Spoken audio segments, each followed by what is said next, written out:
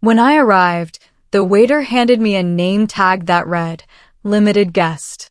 My sister leaned over and whispered with a smirk that could cut glass, "That means no food." My mother laughed out loud. Not a polite chuckle. Not an embarrassed giggle. A full-throated laugh that echoed through that restaurant like a gunshot to my chest. "My name is Anna. I'm 26 years old." And in that moment, standing there with that humiliating piece of paper in my hands while my own blood treated me like a punchline, I realized what it feels like when the people you trust most turn celebration into humiliation. That was the night home spat me out like I was nothing but an afterthought. Before we begin, drop a comment below with your country and what time it is right now where you're watching. Whether it's sunrise in the UK, midnight in New York, afternoon in Canada, or evening in Australia, I want to know. Don't just sit back, tell me where in the world you are. Now, let's dive into the story that changed everything. I walked out of that restaurant with my dignity hanging by a thread and my heart shattered into 1,000 pieces. The cold night air hit my face like a slap, but it was nothing compared to the sting of what had just happened inside. I sat in my car for what felt like hours, gripping the steering wheel until my knuckles turned white, watching through the window as my family continued their celebration without me. The smell of garlic and wine drifted out every time someone opened the door. I could hear their laughter mixing with the clinking of glasses and the scraping of chairs. They were having the time of their lives while I sat outside like a beggar waiting for scraps. My phone buzzed with messages from friends asking, "Where are you? Aren't you celebrating? How do you explain that your own family just publicly branded you as unworthy? How do you tell people that the people who raised you just served you shame for dinner?" The shame burned in my throat like acid. I started the car 3 times and turned it off 3 times, unable to decide where to go. Where do you run when home is the place that wounds you? I could see neighbors walking by, some of them glancing at me with that look of pity mixed with curiosity. I knew what they were thinking. I could practically hear their whispers. She wasn't even invited properly. Poor thing, sitting out here alone. What did she do to deserve that? I felt like an outsider in my own family.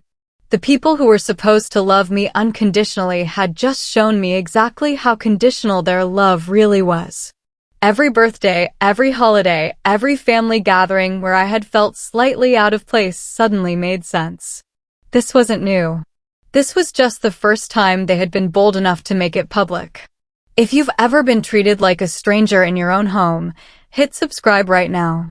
And if you can watch this and not subscribe, explain in the comments how you'd sit through this kind of betrayal without feeling something stir inside you. I finally drove home to my empty apartment, the silence there feeling somehow less lonely than the laughter I had left behind. I threw that name tag in the trash and tried to pretend the whole night was just a bad dream. But morning came, and the humiliation was still there, sitting on my chest like a weight I couldn't lift. For 3 days, I replayed every moment of that dinner.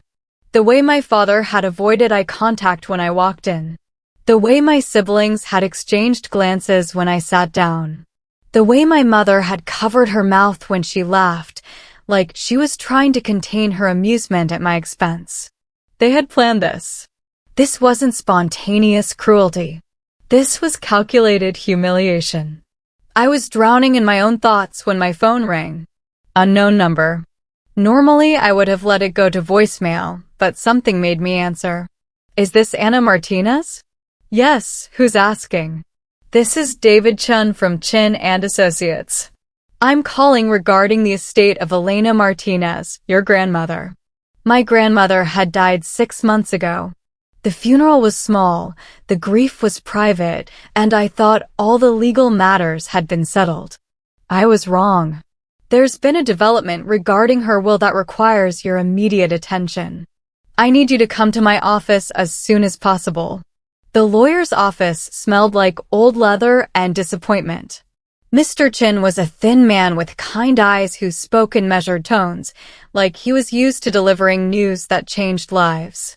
He spread documents across his desk like he was dealing cards, and what he told me made my hands shake.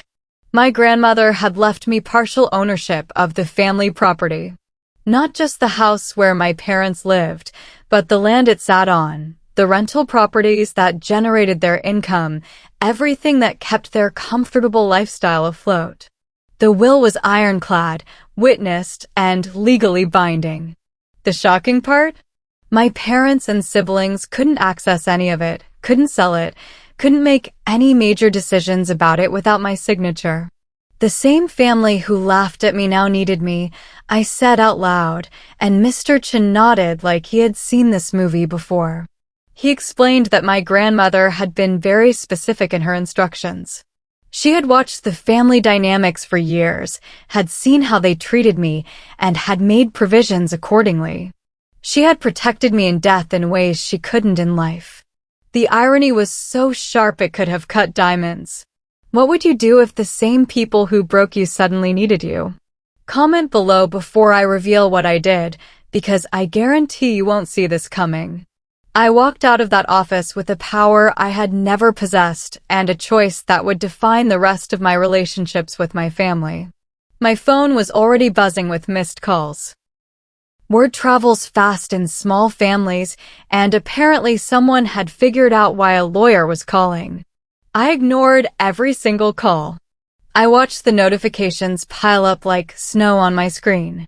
First came my father, his messages formal and demanding.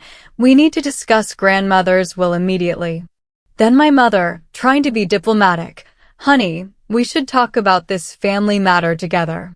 My siblings were more direct. What the hell is going on? Call us back now. But the message that really showed me who they were came from my mother the next day. It was just a joke. Don't be dramatic. You're acting like a child over nothing. A joke. 3 days of public humiliation, and she called it a joke. The same woman who had laughed when they handed me that name tag now wanted to minimize what she had done.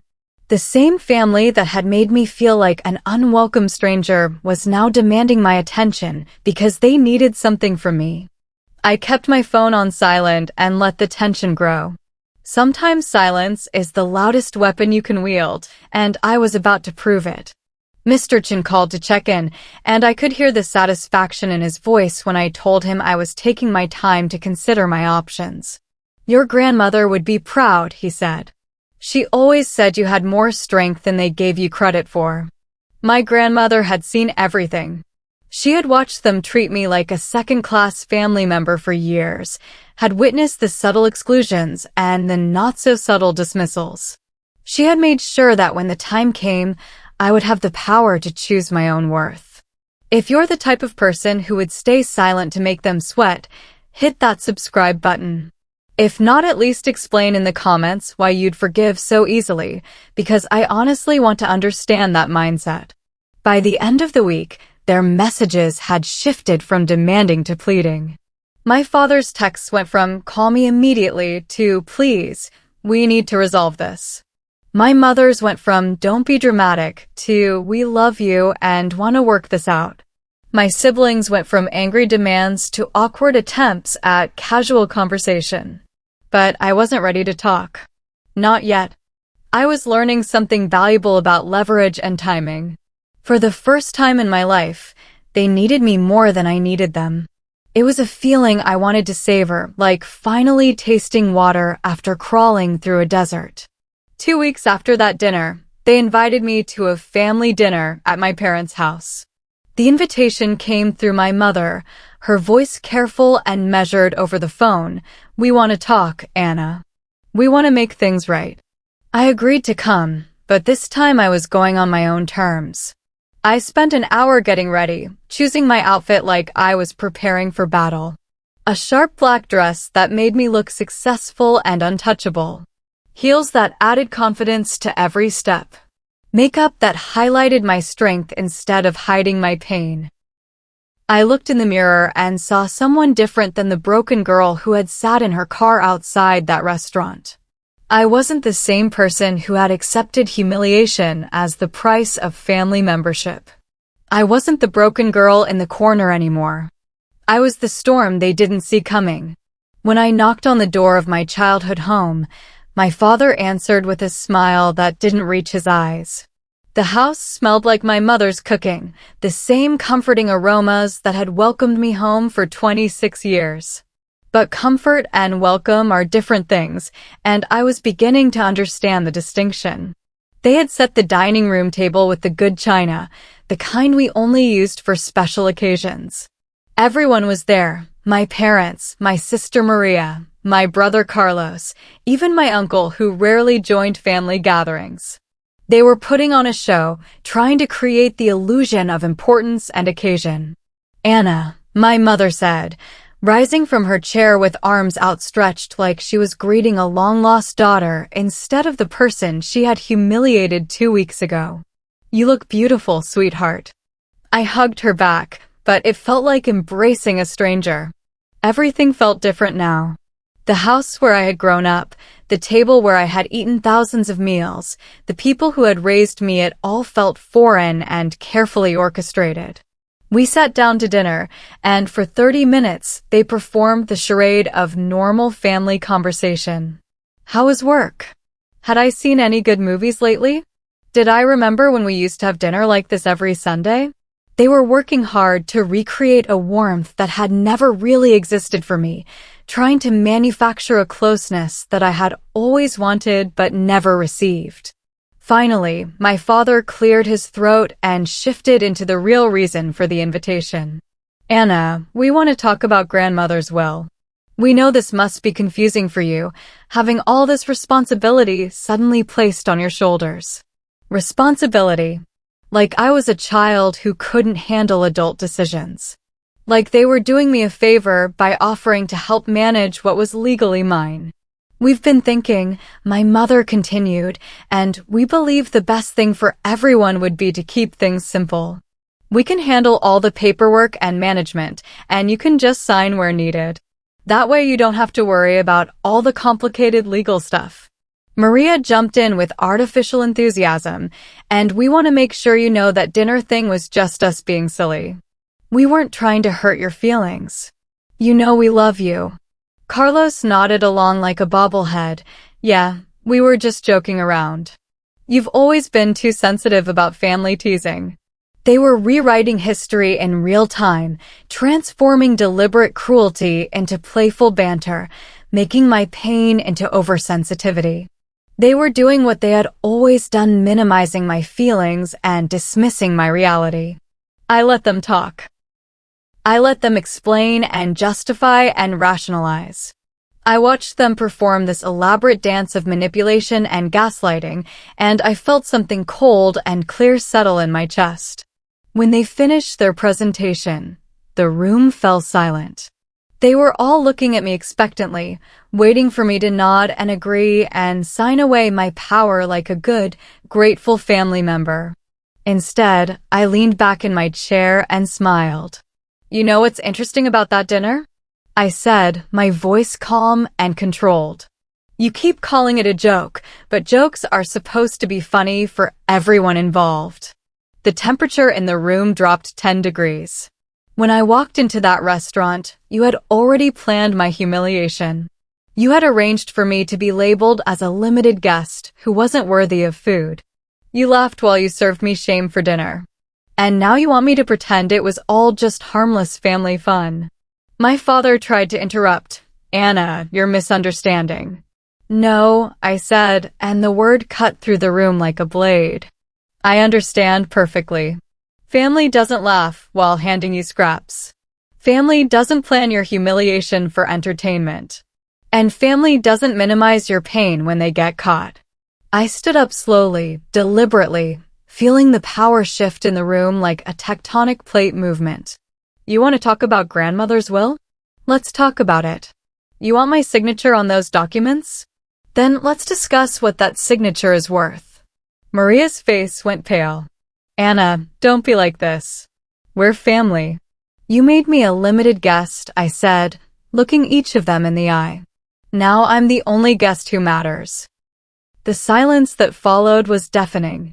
I could see the calculations happening behind their eyes, The realization that their comfortable life was in my hands, the understanding that their attempts at manipulation had failed spectacularly. You taught me rejection, I continued, gathering my purse and moving toward the door. I'm teaching you consequences. I walked out of that house, leaving them powerless and speechless, the sound of my heels on the hardwood floor echoing like gunshots. Behind me, I could hear the beginning of panicked whispers and desperate conversations, but I didn't look back. Would you have stayed or walked away? Tell me in the comments, and if you're still watching without subscribing, I honestly want to know why you can witness this kind of justice and not feel compelled to see how this ends. What happened next was both predictable and satisfying. Within weeks, their carefully constructed life began to unravel like a sweater with a pulled thread. Without my signature, they couldn't access the rental income that supplemented my father's retirement. They couldn't refinance the house to pay off credit card debt. They couldn't make the property improvements they had planned. My mother called daily, her messages evolving from angry to desperate. Anna, you're hurting the whole family over a misunderstanding. Your father's blood pressure is through the roof because of this stress. How can you be so cruel to the people who raised you? But I had learned the difference between cruelty and consequences. Cruelty is what they did to me in that restaurant. Consequences are what happens when your actions finally catch up with you. Carlos and Maria started fighting with each other, each blaming the other for the situation. Carlos accused Maria of coming up with the limited guest idea. Maria blamed Carlos for encouraging mother's laughter. They turned on each other like wolves, their sibling bond cracking under the pressure of their own greed and desperation. The neighbors began to talk. In small communities, financial trouble is hard to hide. When you can't fix your roof, when you can't afford to maintain your property, when you start having tense conversations on the front porch that carry across the yard, people notice. The same neighbors who had pitted me for sitting alone in my car were now whispering about my family's sudden change in circumstances. They lost everything chasing greed, I said to myself one evening, watching from my apartment window as another lawyer's car pulled up to their house. They were trying to find legal ways around grandmother's will, hiring attorney after attorney, spending money they didn't have to fight a battle they couldn't win. For once, I didn't have to fight them. They destroyed themselves. The beautiful irony was that their own behavior had created their downfall. If they had treated me with basic respect, if they had included me as an equal family member, if they had shown me the love they claimed to have, I might have signed those documents without hesitation. But they had taught me my own worth by showing me how little they valued it. If you believe karma is real, subscribe right now. If not, argue your case in the comments, because what happened next was so perfect it felt like the universe was personally settling scores. 6 months after that dinner, I found myself sitting in a courtroom listening to a judge confirm what I already knew. The will was valid, my ownership was legal, and my family had no grounds for contestation. Mr. Chin sat beside me, professional and satisfied, while across the aisle my family huddled with their lawyer looking defeated and desperate. The judge was an elderly woman who spoke with the authority of someone who had seen every kind of family drama imaginable. She reviewed the documents, listened to their lawyers' arguments, and dismissed their case with the kind of finality that leaves no room for appeal. The will is clear and legally binding, she said. Ms. Martinez has full rights to her inherited property, and no family member can override those rights based on their own financial needs or family dynamics. When the gavel came down, it sounded like justice. I turned to my family one last time before leaving that courtroom. They looked small and defeated, their dreams of easy money evaporating in the fluorescent lighting. My father's shoulders were slumped. My mother's face was red with anger and embarrassment. My siblings avoided eye contact entirely. "You once called me a limited guest," I said, my voice carrying clearly across the courtroom. "Now you're the guests in my world and I don't serve you." I walked out of that courthouse into bright sunlight, feeling lighter than I had in years.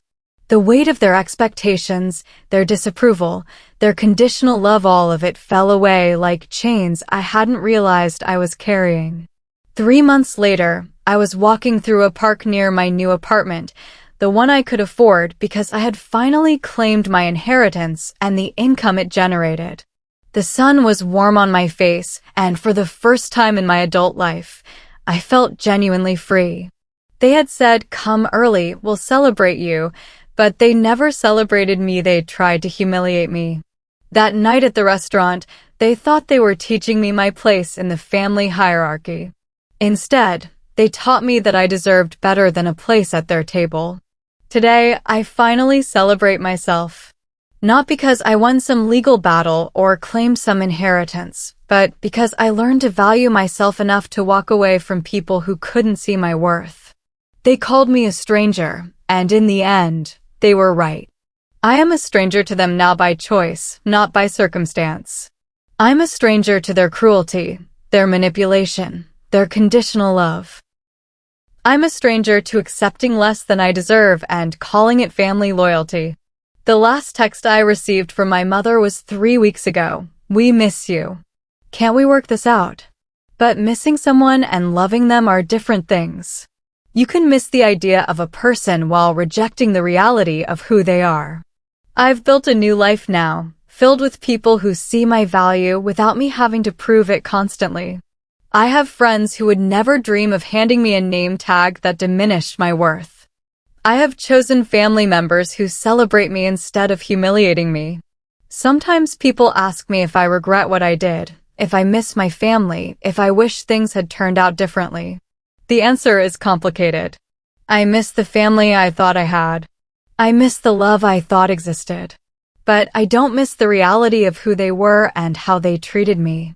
They taught me that blood doesn't automatically create bonds, that family is something you earn through love and respect, not something you inherit through genetics.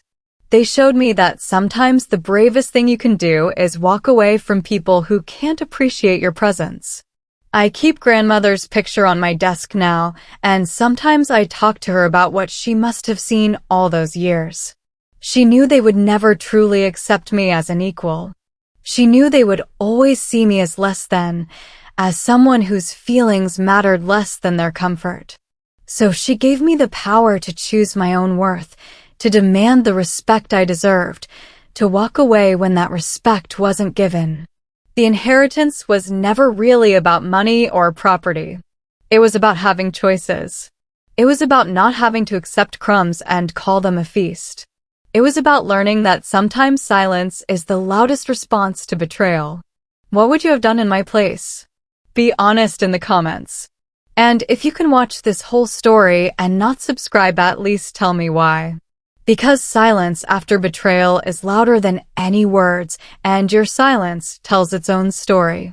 I am Anna, I'm 26 years old, and I learned that sometimes the people who claim to love you are the ones who need to lose you to understand your value. I learned that family is not about blood or obligation, but about respect and genuine care.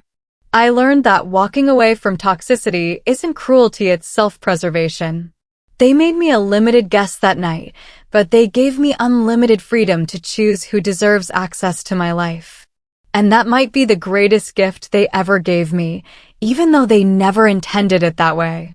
The irony is perfect. In trying to diminish me, they elevated me. In trying to put me in my place, they helped me find my power. In laughing at my expense, they paid the ultimate price. I am no longer their limited guest. I am the author of my own story, the guardian of my own worth, the creator of my own family. And that story is just beginning.